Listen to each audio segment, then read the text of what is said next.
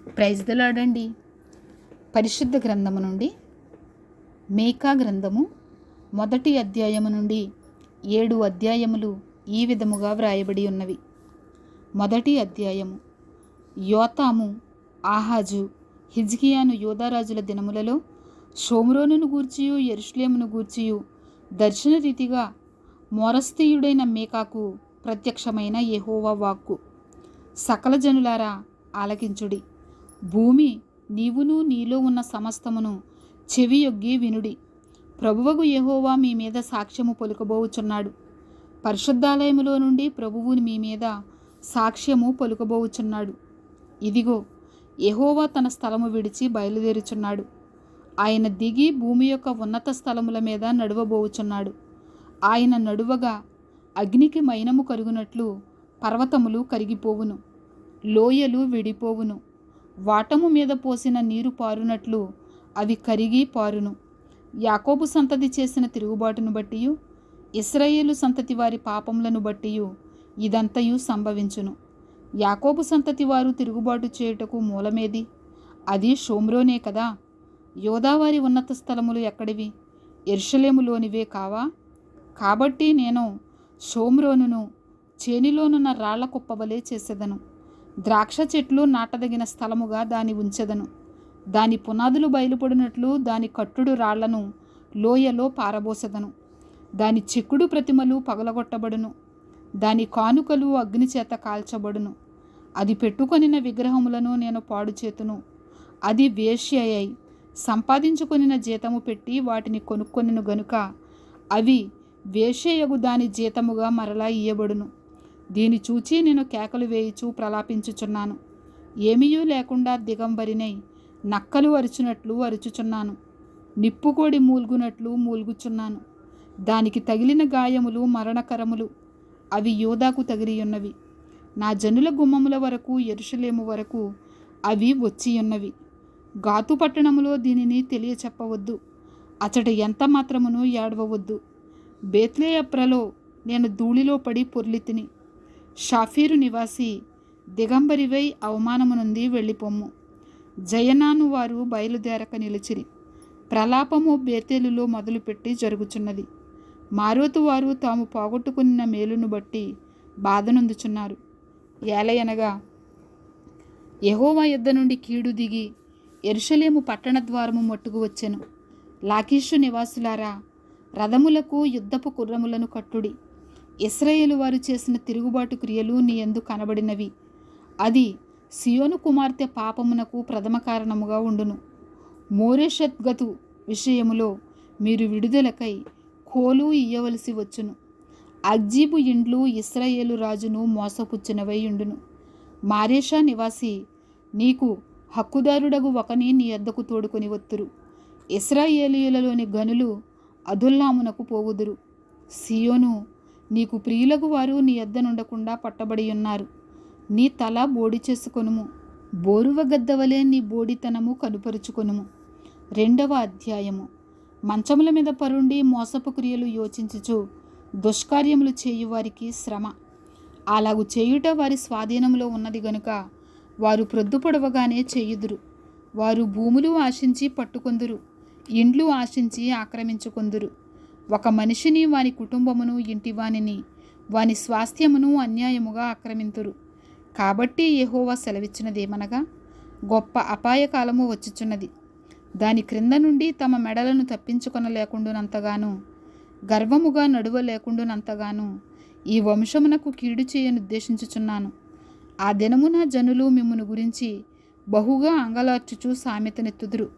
వారు చెప్పు సామెత ఏదనగా, మనము బొత్తిగా చెడిపోయి ఉన్నామనియు, ఆయన నా జనుల స్వాస్థ్యమును అన్యులకిచ్చి ఉన్నాడనియు, మన యొద్ద నుండకుండా ఆయన దానిని తీసివేసినే అనియు, మన భూములను తిరుగుబడిన వారికి ఆయన విభజించి ఉన్నాడనియు ఇశ్రాయేలీయులు అనుకొనిచున్నట్లు జనులు చెప్పుకొందురు. చీట్లు వేయగా యెహోవా సమాజములో మీరు పాలు పొందునట్లు నూలు వేయువాడొకడును ఉండడు. మీరు దీన్ని ప్రవచింపవద్దనే వారు ప్రకటన చేయుదురు. ప్రవచింపని ఎడల అవమానము కలుగక మానదు. యాకోబు సంతతి వారిని పేరు పెట్టబడిన వారలారా, యెహోవా దీర్ఘశాంతము తగ్గిపోయెనా? ఈ క్రియలు ఆయన చేత జరిగేనా? యథార్థముగా ప్రవర్తించువానికి నా మాటలు క్షేమ సాధనములు కావా? ఇప్పుడే కదా నా జనులు శత్రువులైరి. నిర్భయముగా సంచరించు వారిని చూచి వారు కట్టు పంచెలను మాత్రము విడిచి వారి పై వస్త్రములను లాగుకొందురు. వారికిష్టమైన ఎండ్లలో నుండి నా జనుల యొక్క స్త్రీలను మీరు వెళ్ళగొట్టుదురు. వారి బిడ్డల యొద్ద నుండి నేనిచ్చిన ఘనతను ఎన్నడూనూ లేకుండా మీరు ఎత్తుకొని పోవుదురు. ఈ దేశము మీ విశ్రాంతి స్థలము కాదు. మీరు లేచి వెళ్ళిపోవుడి. మీకు నాశనము కలుగునంతగా మీరు అపవిత్ర క్రియలు జరిగించిదిరి. వ్యర్థమైన మాటలు పలుకుచు అబద్ధికుడై ద్రాక్షరసమును బట్టియు మద్యమును బట్టియు నేను మీకు ఉపన్యాసము చేయుదునని అబద్ధము చెప్పుచు ఒకడు వచ్చిన ఎడల వాడే ఈ జనులకు ప్రవక్తయగును. యాకోబు సంతతి, తప్పక నేను మిమ్మును అందరినీ పోగు చేయుదును. ఇశ్రాయేలీయులలో శేషించిన వారిని తప్పక సమకూర్చుదును. బొస్రా గొర్రెలు కూడినట్లు వారిని సమకూర్చుదును. తమ మేత స్థలములలో వారిని పోగు చేతును. గొప్ప ధ్వని పుట్టినట్లుగా మనుషులు విస్తారముగా కూడుదురు. ప్రాకారములకు పడగొట్టువాడు వారికి ముందుగా పోవును. వారు గుమ్మమును పడగొట్టి దాని ద్వారా దాటిపోవుదురు.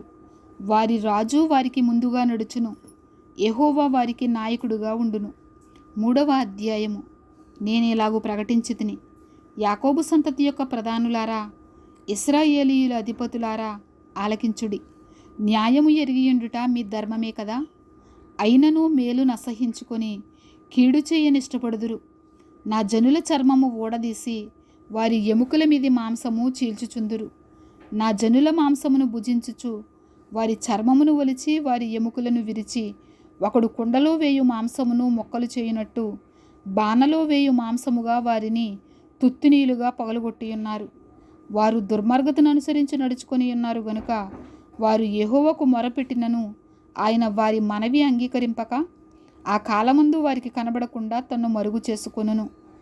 ఆహారము నములుచు సమాధానమని ప్రకటించువారును ఒకడు తమ నోట ఆహారము పెట్టని ఎడల అతని మీద యుద్ధము ప్రకటించువారునై నా జనులను పొరపెట్టు ప్రవక్తలను గూర్చి యెహోవా సెలవిచ్చినదేమనగా, మీకు దర్శనము కలుగకుండా రాత్రి కమ్మును, సోదె చెప్పకుండా మీకు చీకటి కలుగును. ఇట్టి ప్రవక్తలకు సూర్యుడు కనబడకుండా అస్తమించును. పగలు చీకటి పడును. అప్పుడు దీర్ఘదర్శులు సిగ్గునందుదురు. సోదెగాండ్రు తెల్లబోవుదురు.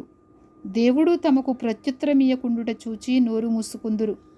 నేనైతే యాకోబు సంతతి వారికి తమ దోషమును, ఇశ్రాయేలీయులకు తమ పాపమును కనపరచుటకై యెహోవా ఆత్మావేశము చేత బలముతోనూ తీర్పు తీర్చు శక్తితోనూ ధైర్యముతోనూ నింపబడిన వాడనై ఉన్నాను. యాకోబు సంతతి వారి ప్రధానులారా, ఇశ్రాయేలీయుల అధిపతులారా, న్యాయమును తృణీకరించుచు దుర్నీతిని నీతిగా ఎంచువారలారా, ఈ మాట ఆలకించుడి. నరహత్య చేయుట చేత సియోనును మీరు కట్టుదురు. దుష్టత్వము జరిగించుట చేత యెరూషలేమును మీరు కట్టుదురు. జనుల ప్రధానులు లంచము పుచ్చుకొని తీర్పు తీర్చుదురు. వారి యాజకులు కూలికి బోధింతురు. ప్రవక్తలు ద్రవ్యము కొరకు సోదె చెప్పుదురు. అయినను వారు యెహోవాను ఆధారము చేసుకుని, యెహోవా మన మధ్యనున్నాడు కదా, ఏ కీడును మనకు రానేరదని అనుకొందురు. కాబట్టి చేను దున్నబడినట్లు మిమ్మును బట్టి సియోను దున్నబడును. యెరూషలేము రాళ్ల కుప్పలగును. మందిరమున్న పర్వతము అరణ్యములోని ఉన్నత స్థలము వలె అగును. 4వ అధ్యాయము. అంత్యదినములలో యెహోవా మందిర పర్వతము పర్వతముల శిఖరమున స్థిరపరచబడి కొండల కంటే ఎత్తుగా ఎత్తబడగా ప్రవాహము వచ్చినట్లు జనులు దానిలోనికి వత్తురు. కాబట్టి ఆ కాలమున అన్యజనులు అనేకులు వచ్చి సియోనులో నుండి ధర్మశాస్త్రమును, యెరూషలేములో నుండి యెహోవా వాక్కును బయలువెళ్ళును. యాకోబు దేవుని మందిరమునకు, యెహోవా పర్వతమునకు మనము వెళ్ళుదము రండి. ఆయన తన మార్గముల విషయమై మనకు బోధించును. మనము ఆయన త్రోవలలో నడుచుకుందుము అని చెప్పుకొందురు. ఆయన మధ్యవర్తి అయి అనేక జనములకు న్యాయము తీర్చును. దూరమున నివసించు బలముగల అన్యజనులకు తీర్పు తీర్చును. వారు తమ ఖడ్గములను నాగటి నక్కులుగాను తమ ఈటెలను మచ్చుకత్తులుగాను సాగగొట్టుకొందురు. జనము మీదికి జనము ఖడ్గము ఎత్తకయుండును. యుద్ధము చేయ నేర్చుకొనుట జనులు ఇక మానివేతురు. ఎవరి భయము లేకుండా ప్రతివాడును తన ద్రాక్ష చెట్టు కిందను తన అంజూరపు చెట్టు క్రిందను కూర్చుండును. సైన్యములకు అధిపతియగు యెహోవా మాట ఇచ్చి ఉన్నాడు. సకల జనములు తమ తమ దేవతల నామము స్మరించుచూ నడుచుకొందురు. మనమైతే మన దేవుడైన యెహోవా నామమును ఎల్లప్పుడూ స్మరించుకొందము. ఆ దినమున నేను కుంటివారిని పోగు చేయుదును, అవతలకు వెళ్ళగొట్టబడిన వారిని, బాధింపబడిన వారిని సమకూర్చుదును. ఇదే యెహోవా వాక్కు. కుంటివారిని శేషముగాను, దూరమునకు వెళ్ళగొట్టబడిన వారిని బలమైన జనముగాను నేను చేతును. యెహోవా సియోను కొండయందు ఇప్పటి నుండి శాశ్వత కాలము వరకు వారికి రాజుగా ఉండును. మందల గోపురమా, సియోను కుమార్తె పర్వతమా, మునుపటిలాగున యెరూషలేము కుమార్తె మీద నీకు ప్రభుత్వము కలుగును. నీవెందుకు కేకలు వేయుచున్నావు? నీకు రాజు లేకపోవట చేతనే, నీ ఆలోచనకర్తలు నశించిపోవుట చేతనే ప్రసూతి స్త్రీకి వచ్చిన వేదనలు నీకు వచ్చినవా? సియోను కుమారి, ప్రసూతి స్త్రీ వలనే నీవు వేదన పడి ప్రసవించుము. నీవు పట్టణము విడిచి బయట వాసము చేతువు. బబులోనుపురము వరకు నీవు వెళ్ళుదువు. అక్కడనే నీవు రక్షణ నొందుదువు. అక్కడనే యెహోవా నీ శత్రువుల చేతిలో నుండి నిన్ను విమోచించును. మనము చూచుచుండగా సియోను అపవిత్రపరచబడునుగాక అని చెప్పుకొనుచు అన్యజనులనేకులు నీ మీదికి కూడి వచ్చి ఉన్నారు. కళ్ళములో ఒకడు పనలు కూర్చున్నట్టు యెహోవా వారిని సమకూర్చును. అయితే వారు ఆయన తలంపులు తెలుసుకొనుకున్నారు, ఆయన ఆలోచన వారు గ్రహింపకున్నారు. సియోను కుమారి, నీ శృంగము ఇనుపదిగాను, నీ డెక్కలు ఇత్తడివిగాను నేను చేయుచున్నాను. లేచి కళ్ళము త్రొక్కుము, అనేక జనములను నీవు అణగద్రొక్కుదువు. వారికి దొరికిన లాభమును నేను యెహోవాకు ప్రతిష్ఠించుదును, వారి ఆస్తిని సర్వలోకనాథునికి ప్రతిష్ఠించుదును. 5వ అధ్యాయము. అయితే సమూహములుగా కూడుదానా, సమూహములుగా కూడుము. శత్రువులు మన పట్టణము ముట్టడి వేయుచున్నారు. వారు ఇశ్రాయేలీయుల న్యాయాధిపతిని కర్రతో చెంప మీద కొట్టుచున్నారు. బెత్లెహేము ఎఫ్రాతా, యోదావరి కుటుంబములలో నీవు స్వల్ప గ్రామమైనను నా కొరకు ఇశ్రాయేలీయులను ఏలబోవువాడు నీలో నుండి వచ్చును. పురాతన కాలము మొదలుకొని శాశ్వత కాలము ఆయన ప్రత్యక్షమగుచుండెను. కాబట్టి ప్రసవమగు స్త్రీ పిల్లను కనువరకు ఆయన వారిని అప్పగించును. అప్పుడు ఆయన సహోదరులలో శేషించిన వారును ఇశ్రాయేలీయులతో కూడా తిరిగి వత్తురు. ఆయన నిలిచి యెహోవా బలము పొంది తన దేవుడైన యెహోవా నామ మహాత్మ్యమును బట్టి తన మందను మేపును. కాగా వారు నిలుతురు. ఆయన భూమి అంతముల వరకు ప్రబలుడగును. ఆయన సమాధానమునకు కారకుడగును. అష్షూరు మన దేశములో చొరబడి మన నగరులలో ప్రవేశింపగా వారిని ఎదిరించుటకు మేము 7 గొర్రెల కాపరులను 8 ప్రధానులను నియమింతుము. వారు అష్షూరు దేశమును దాని గుమ్మముల వరకు నిమ్రోదు దేశమును ఖడ్గము చేత మేపుదురు. అష్షూరీయులు మన దేశములో చొరబడి మన సరిహద్దులలో ప్రవేశించినప్పుడు ఆయన ఏలాగున మనలను రక్షించును. యాకోబు సంతతిలో శేషించిన వారు యెహోవా కురిపించు మంచువలెను, మనుష్య ప్రయత్నము లేకుండాను, నరుల యోచన లేకుండాను, గడ్డి మీద పడు వర్షము వలెను ఆయా జనముల మధ్యను ఉందురు. యాకోబు సంతతిలో శేషించిన వారు అన్యజనుల మధ్యను, అనేక జనములలోనూ అడవి మృగములలో సింహము వలెను ఎవడనూ విడిపింపకుండా లోపలికి వచ్చొచ్చి గొర్రెల మందలను త్రొక్కి చీల్చు కొదమ సింహము వలె ఉందురు. నీ హస్తము నీ విరోధుల మీద ఎత్తబడి ఉండునుగాక, నీ శత్రువులందరూ నశింతురుగాక. ఆ దినమున నేను నీలో గుర్రములుండకుండా వాటిని బొత్తిగా నాశనము చేతును. నీ రథములను మాపివేతును, నీ దేశమందున్న పట్టణములను నాశనము చేతును, నీ కోటలను పడగొట్టుదును. నీలో చిల్లంగివారు లేకుండా నిర్మూలము చేతును. మేఘములను చూచి మంత్రించువారు ఇక నీలో ఉండరు. నీ చేతి పనికి నీవు మ్రొక్కకుండునట్లు చెక్కిన విగ్రహములను దేవతా స్తంభములను నీ మధ్య ఉండకుండా నాశనము చేతును. నీ మధ్యను దేవతా స్తంభములుండకుండా వాటిని పెళ్ళగింతును. నీ పట్టణములను పడగొట్టుదును. నేను అత్యాగ్రహము తెచ్చుకొని నా మాట ఆలకించని జనములకు ప్రతీకారము చేతును. ఇదే యెహోవా వాక్కు. 6వ అధ్యాయము. యెహోవా సెలవిచ్చు మాట ఆలకించుడి. నీవు వచ్చి పర్వతములను సాక్ష్యము పెట్టి వ్యాజ్యమాడుము. కొండలకు నీ స్వరము వినబడనిమ్ము. తన జనుల మీద యెహోవాకు వ్యాజ్యము కలదు. ఆయన ఇశ్రాయేలీయుల మీద వ్యాజ్యమాడుచున్నాడు. నిశ్చలముగా భూమికి పునాదులుగా ఉన్న పర్వతములారా, యెహోవా ఆడు వ్యాజ్యము ఆలకించుడి. నా జనులారా, నేను మీకేమి చేసి తిని? మిమ్ము నేలాగు ఆయాసపరిచితిని, అది నాతో చెప్పుడి. ఐగుప్తు దేశములో నుండి నేను మిమ్మును రప్పించితిని, దాసగృహములో నుండి మిమ్మును విమోచించితిని. మిమ్మును నడిపించుటకై మోషే, అహరోను, మిరియాములను పంపించితిని. నా జనులారా, యెహోవా నీతి కార్యములను మీరు గ్రహించున్నట్లు మోయాబు రాజైన బాలాకు యోచించిన దానిని, బెయోరు కుమారుడైన బెలాము అతనికి ప్రత్యుత్తరముగా చెప్పిన మాటలను, షిత్తీము మొదలుకొని గిల్గాలు వరకును జరిగిన వాటిని మనసునకు తెచ్చుకొనుడి. ఏమి తీసుకొని వచ్చి నేను యెహోవాను దర్శింతును? ఏమి తీసుకొని వచ్చి మహోన్నతుడైన దేవుని సన్నిధిని నమస్కారము చేతును? దహన బలులను, ఏడాది దూడలను అర్పించి దర్శింతునా? వేల కొలది పొట్టేళ్లును, వేలాది నదులంత విస్తారమైన తైలమును ఆయనకు సంతోషము కలుగజేయునా?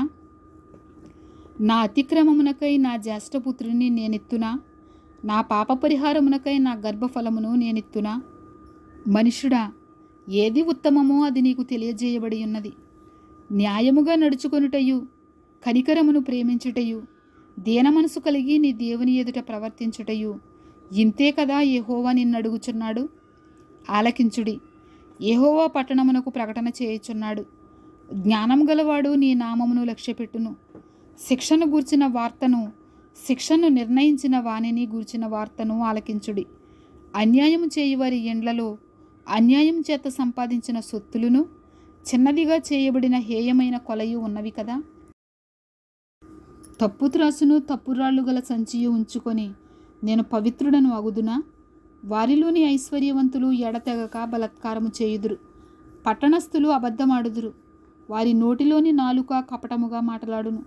కాబట్టి నీవు బాగుపడకుండా నేను నీ పాపములను బట్టి నిన్ను పాడు చేసి మొత్తుదును. నీవు భోజనము చేసినను నీకు తృప్తి కానేరదు. నీవెప్పుడూ పస్తుగానే ఉందువు. నీవేమైనా తీసుకొని పోయినను అది నీకుండదు. నీవు భద్రము చేసుకొని కొనిపోవు దానిని దోపుడకు నేను అప్పగింతును. నీవు విత్తనము విత్తుదువు గాని కొయ్యకయుందువు. ఒలీవ పండ్లను, ద్రాక్ష పండ్లను త్రొక్కుదువు గాని తైలము పూసికొనకయు, ద్రాక్షరసము పానము చేయకయు ఉందువు. ఏలయనగా మీరు ఒమ్రీ నియమించిన కట్టడలను ఆచరించుచు, ఆహాబు ఇంటివారు చేసిన క్రియలన్నిటిని అనుసరించుచు, వారి యోచనలను బట్టి నడుచుచున్నారు. గనుక నా జనులకు రావలసిన అవమానమును మీరు పొందగా, మిమ్మును భీతి పుట్టించు జనులుగాను, పట్టణ నివాసులను అపహాస్యాస్పదముగాను చేయబోచున్నాను. 7వ అధ్యాయము. వేసవికాలపు పండ్లను ఏరుకొనిన తరువాతను, ద్రాక్ష పండ్ల పరిగె ఏరుకొనిన తరువాతను ఎలాగుండునో నా స్థితి అలాగే ఉన్నది. ద్రాక్ష పండ్ల గెల ఒకటియూ లేకపోయాను. నా ప్రాణమునకిష్టమైన ఒక క్రొత్త అంజూరపు పండైనను లేకపోయాను. భక్తుడు దేశములో లేకపోయాను. జనులలో యథార్థపరుడు ఒకడును లేడు. అందరును ప్రాణహాని చేయుటకై పొంచియుండువారే. ప్రతి మనుషుడును కిరాతుడై తన సహోదరుని కొరకు వలలను ఒగ్గును. 2 చేతులతోనూ కీడు చేయ పూనుకొందురు. అధిపతులు బహుమానము కోరుదురు. న్యాయాధిపతులు లంచము పుచ్చుకొందురు. గొప్పవారు తమ మోసపు కోరికను తెలియచేయుదురు. అలాగున వారు ఏకపట్టుగా ఉండి దాని ముగింతురు. వారిలో మంచివారు ముండ్ల చెట్టు వంటివారు. వారిలో యథార్థవంతులు ముండ్ల కంచె కంటెను ముండ్లు ముండ్లుగా నందురు. నీ కాపరుల దినము, నీవు శిక్షనందు దినము వచ్చుచున్నది. ఇప్పుడే జనులు కలవరపడుచున్నారు. స్నేహితుని యందు నమ్మిక ఉంచవద్దు. ముఖ్య స్నేహితుని నమ్ముకొనవద్దు. నీ కౌగిటిలో పండుకొని ఉన్న దాని ఎదుట నీ పెదవుల ద్వారమునకు కాపు పెట్టుము. కుమారుడు తండ్రిని నిర్లక్ష్య పెట్టుచున్నాడు. కుమార్తె తల్లి మీదికిని, కోడలు అత్త మీదికిని లేచెదరు. ఎవరి ఇంటివారు వారికే విరోధులగుదురు. అయినను యెహోవా కొరకు నేను ఎదురు చూచెదను.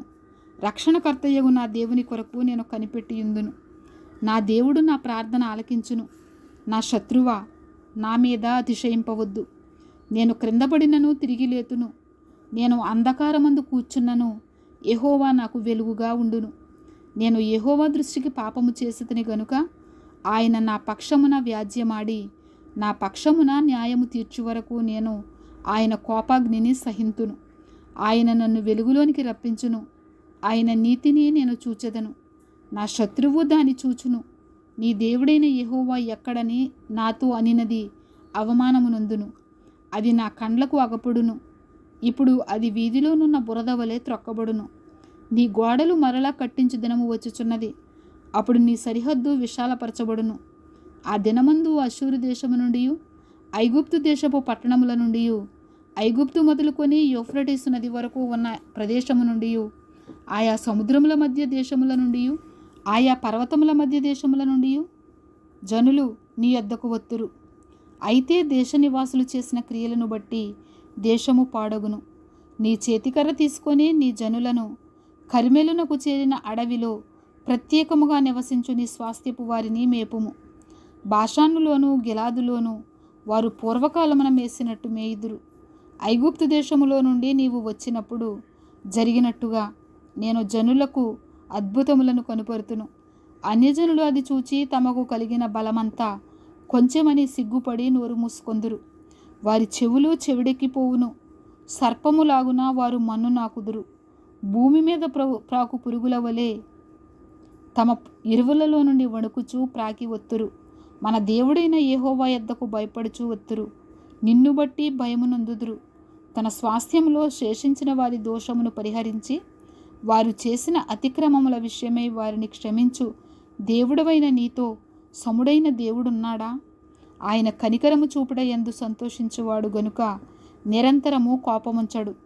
ఆయన మరలా మన యందు జాలిపడును, మన దోషములను అణిచివేయును.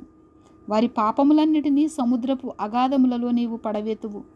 పూర్వకాలమున నీవు మా పితరులైన అబ్రహాము యాకోబులకు ప్రమాణము చేసిన సత్యమును కనికరమును నీవు అనుగ్రహింతువు. ఇంతటితో మీకా గ్రంథము ముగియుచున్నది. ఆమేన్.